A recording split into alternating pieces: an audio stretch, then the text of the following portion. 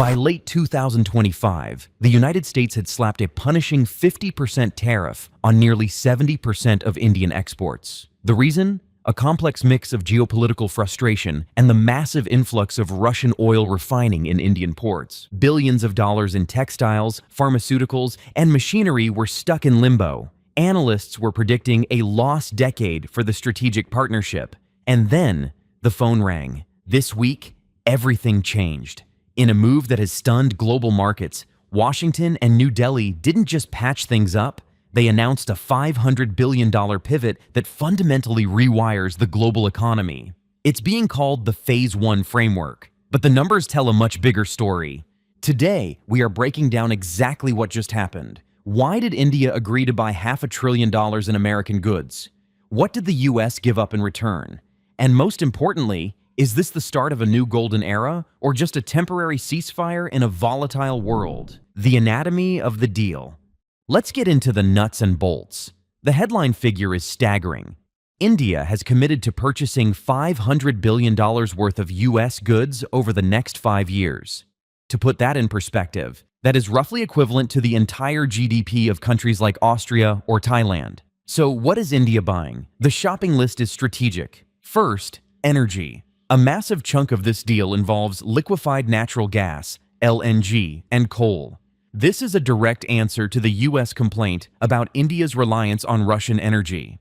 By pivoting supply lines from Moscow to Texas and Pennsylvania, New Delhi is attempting to de-risk its energy portfolio while appeasing Washington's demand to narrow the trade deficit. Second, and perhaps more critical for the future, technology. The agreement includes massive purchase orders for information and communications technology, ICT, and crucially, GPUs. As India races to build its own AI infrastructure, access to American silicon is non-negotiable. This deal guarantees that flow, bypassing the export controls that have strangled other nations. Third, aircraft parts. With Indian aviation markets exploding, this secures the supply chain for the country's massive fleet expansion. But a deal goes two ways. What did Prime Minister Modi get in return? Survival. The US has agreed to immediately scrap the additional 25% Russian oil tariff that was enacted last year. Furthermore, the reciprocal tariff, a major sticking point, has been slashed from 25% down to 18%. The why now? The 2025 context. To understand why this is happening now, we have to look at the cliff edge both countries were standing on. Throughout 2025, the India First manufacturing push clashed violently with the America First trade doctrine. The breaking point was oil. The US argued that India was essentially laundering Russian crude, refining it, and selling it as Indian diesel to the West, undermining sanctions. The US response was brutal. A 50% tariff wall. For India, the math simply stopped working. Losing access to the American consumer market was an existential threat to their export-driven growth sectors like IT services and textiles. Prime Minister Modi needed a release valve. For President Trump, looking at a 2026 midterm landscape, a $500 billion purchase order is a massive political win. It promises jobs in the Rust Belt, coal and steel, and the Sun Belt, energy and tech. It allows the administration to claim they fixed the trade imbalance without needing a shooting war. The geopolitical chessboard. But there is a silent partner in this deal, a country not mentioned in the text but present in every clause: China. This pivot is, in many ways, the US formally designating India as the replacement for China in the global supply chain, but with strings attached. By locking India into US energy and tech ecosystems, Washington is trying to prevent New Delhi from drifting too far into the BRICS alliance orbit, specifically away from Beijing and Moscow. For India, this is a realpolitik moment. They are betting that the cost of buying expensive US goods is lower than the cost of being isolated from the US economy. It's a pragmatic realignment. They are trading cash for access.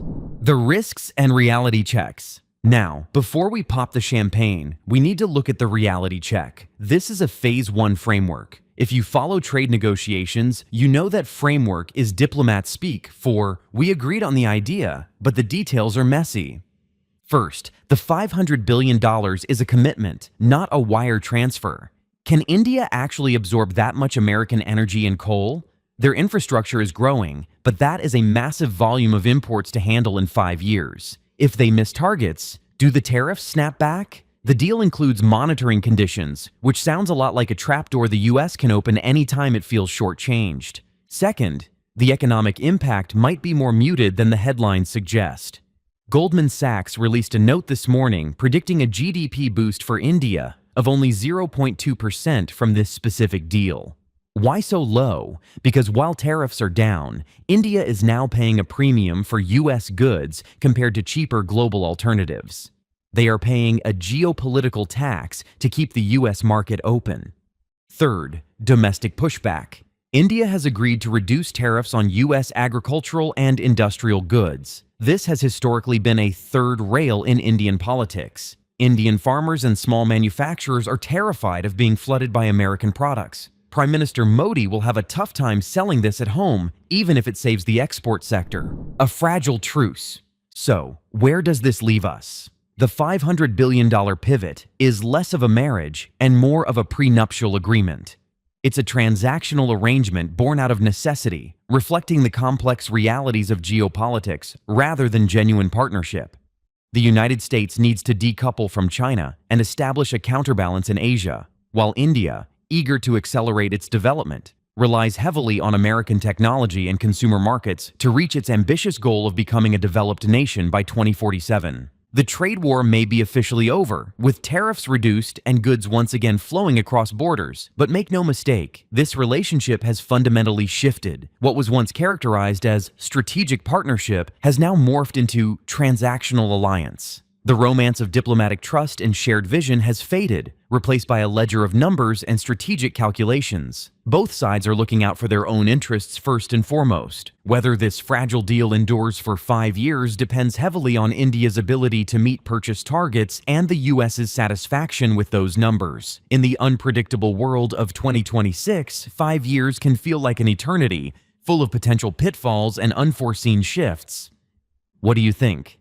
Is this deal a masterstroke for India's economic growth, or has the US simply extracted a hefty ransom?